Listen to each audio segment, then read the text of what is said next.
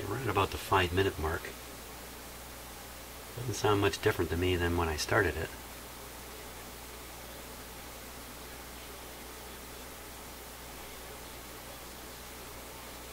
Maybe just a wee bit stronger.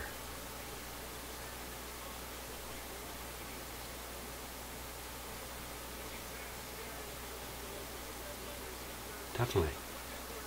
Here it comes.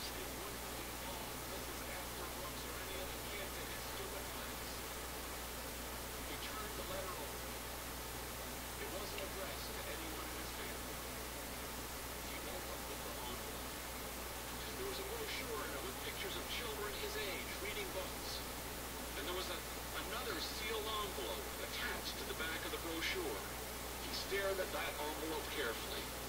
Find out if your child is gifted. Give them this simple test. He heard someone coming in the front door.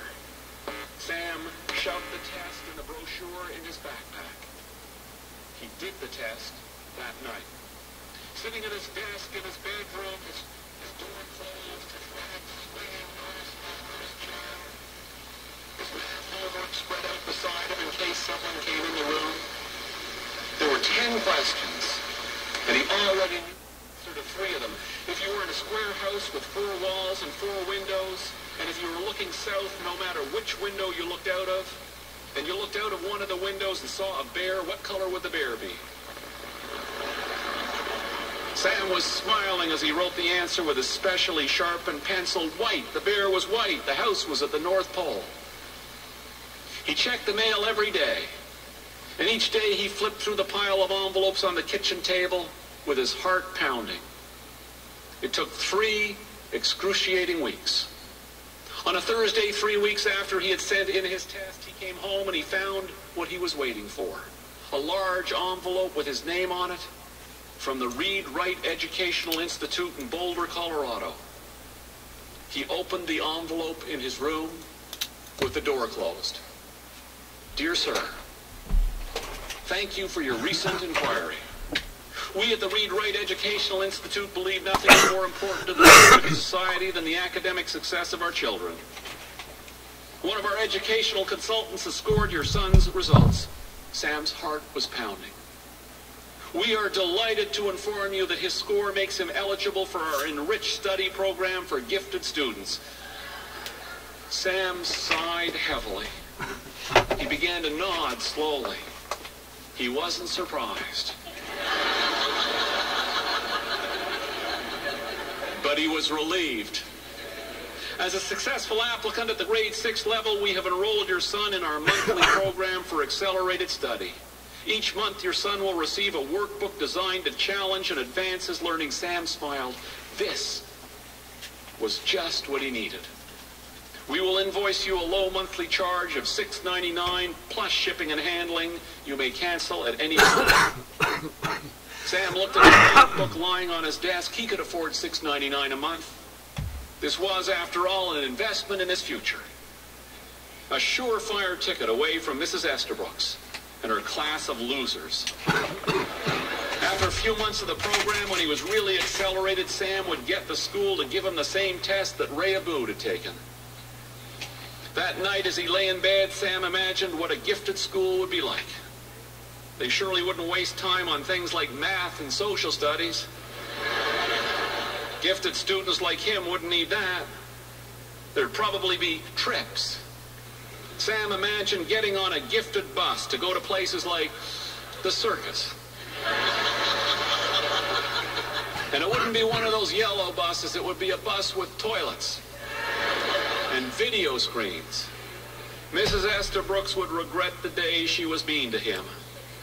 Ben's parents would rue the day they moved away. The first installment of Sam's self-improvement program arrived the following Monday. It's a thick workbook, 156 pages long. To finish it in 28 days, read the instructions, Sam would have to complete 6 pages every night. That night after supper, he shut his bedroom door and he opened the book at the moment.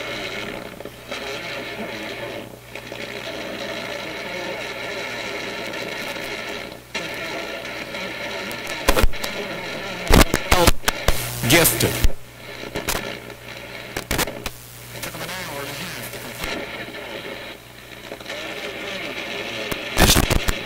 pleased with himself. He went downstairs. Now, Dave and Morley looked at each other, puzzled but delighted.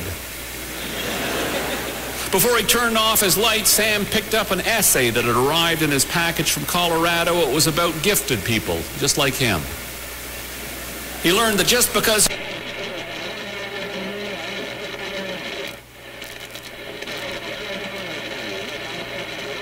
his own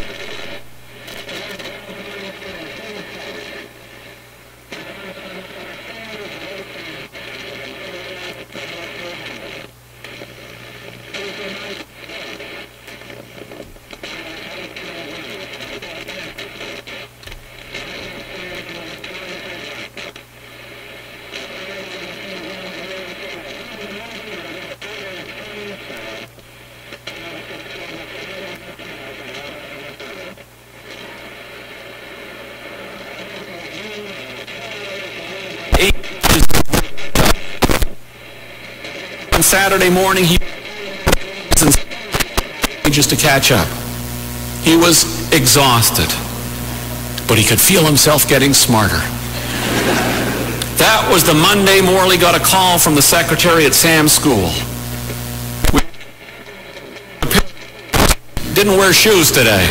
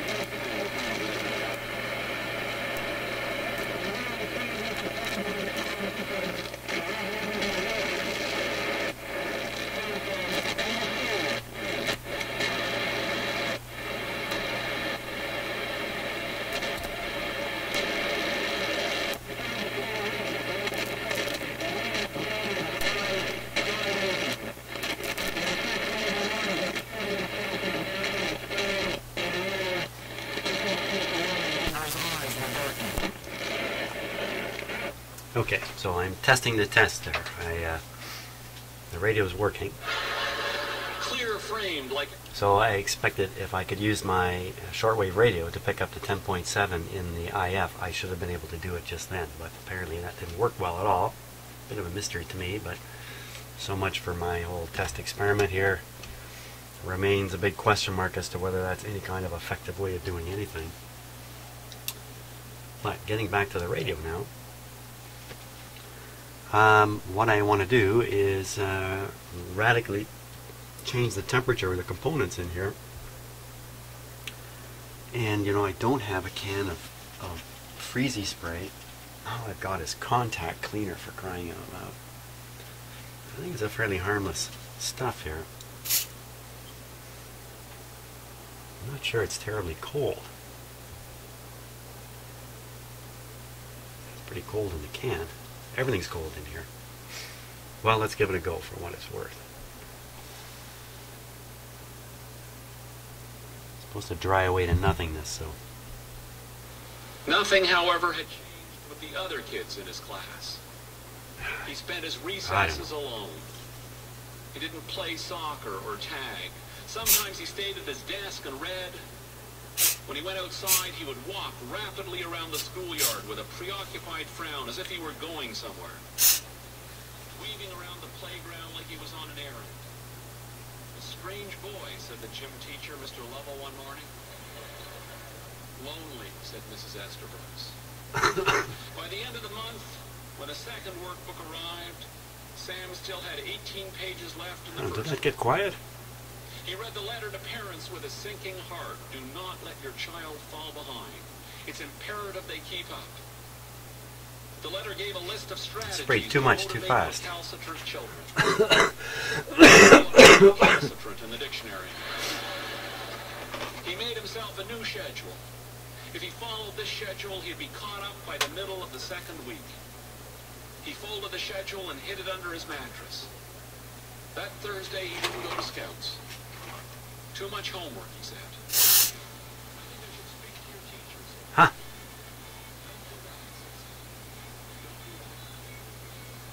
Mrs. Esther Brooks told him he couldn't stay at his desk at recess. You have to go out with the others, she said.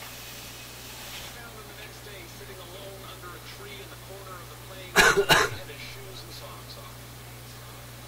I'm reading Charles Dickens, he told her. Ah, said Mrs. Esther Brooks. Which one? Hard Times, said Sam. Ah, said Mrs. Esther Brooks, nodding sympathetically. That's a good one. I've always liked Dickens. Sam nodded. You look tired, said Mrs. Esther Brooks. Really, said Sam. Thank you. And then he said, would you mind if I took my shoes off? I seem to work much better in bare feet. When I have shoes on, I seem to be recalcitrant.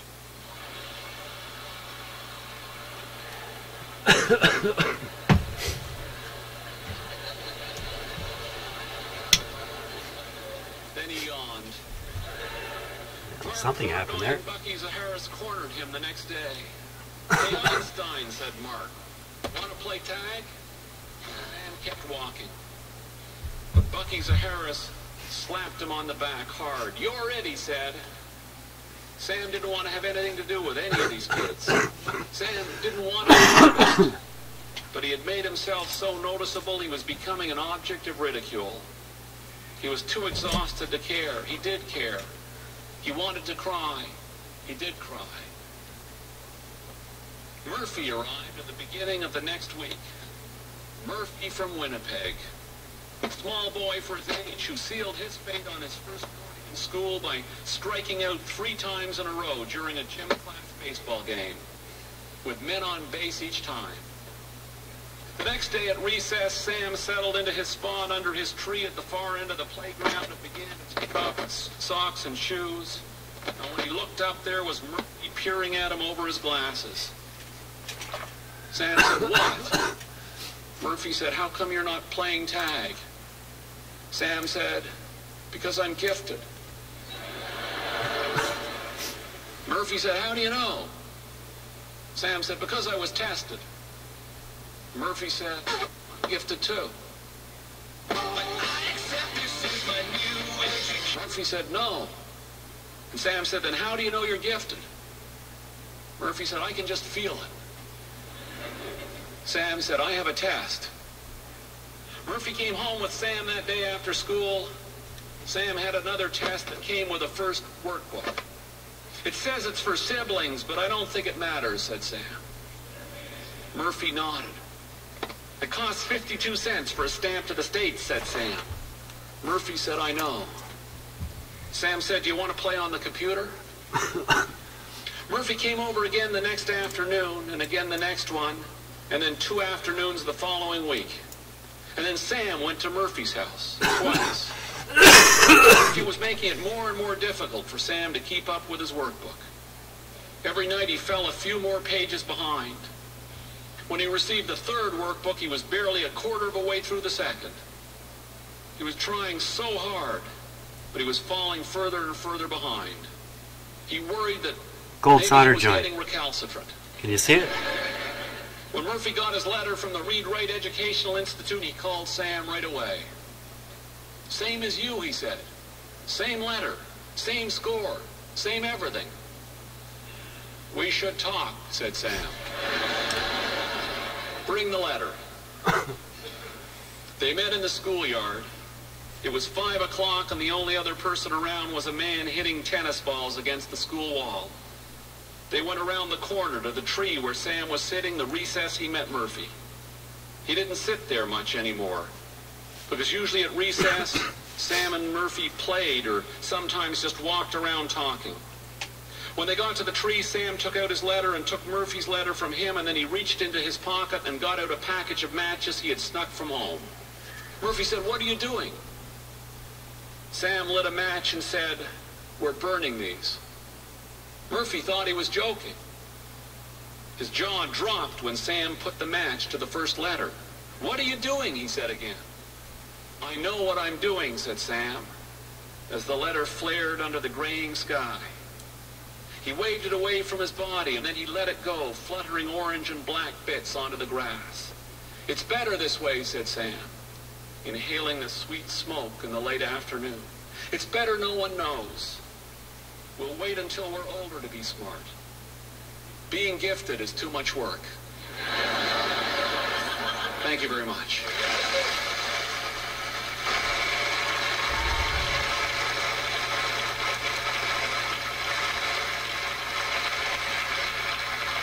That was the story we called Gifted. This is Don Brownrigg. Okay, very interesting.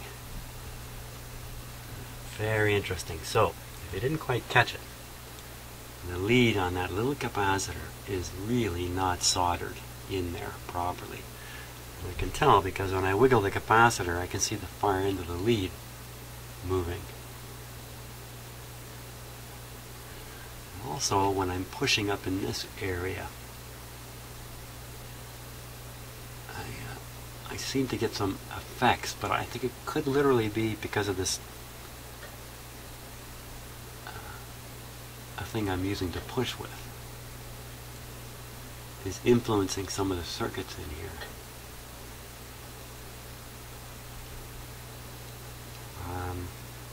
Now, you know, this is right on a tube pin. The tube pins slowly warm up.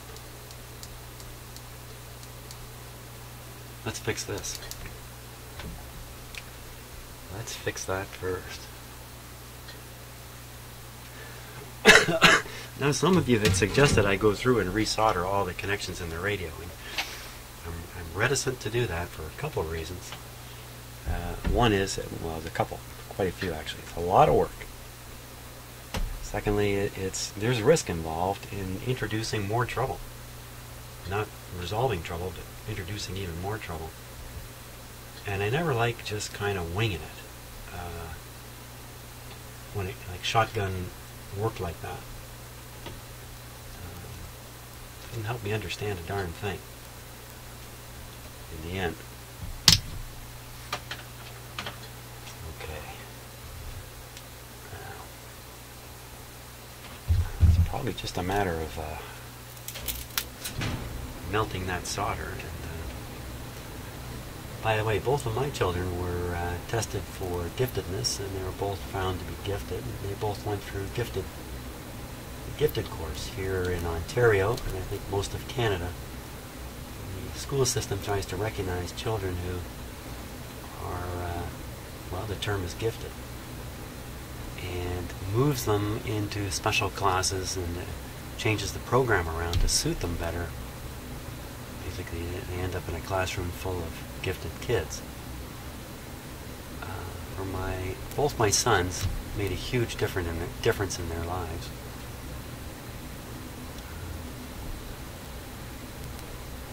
Okay.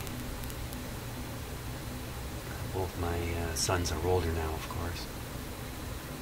So am I. But come on.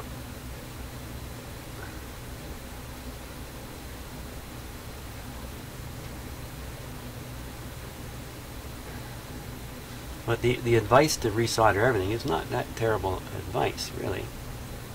I can't see at all what I'm doing with that capacitor. I can't look up at the TV screen, or the computer screen rather, to see what you see. It's all liquid in there. Let's see what we got.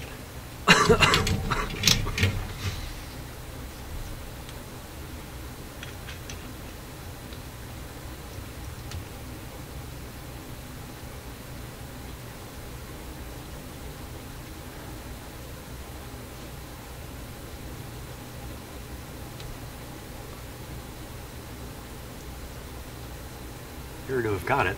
Now, my problem is I don't know what to expect of the radio. If I turn it back on, does it go back into slow motion? Well, let's see. If it's heated, if that pin problem went away because it warmed up from the tube, it's going to stay warm for quite a while, even though the radio's off. It's going to take quite a while for it to return to its troublesome state. So I think maybe I just got to leave this alone for 10-20 minutes and maybe let it cool off.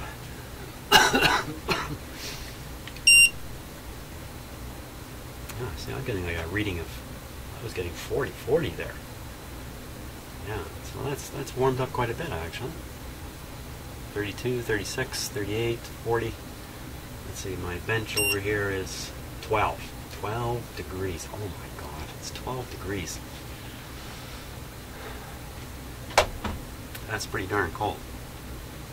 So I think I'm going to let this sit now for a little while, and we'll fire it back up and see if that wasn't the whole problem. There's a really good chance that that was it. Well, we'll find out.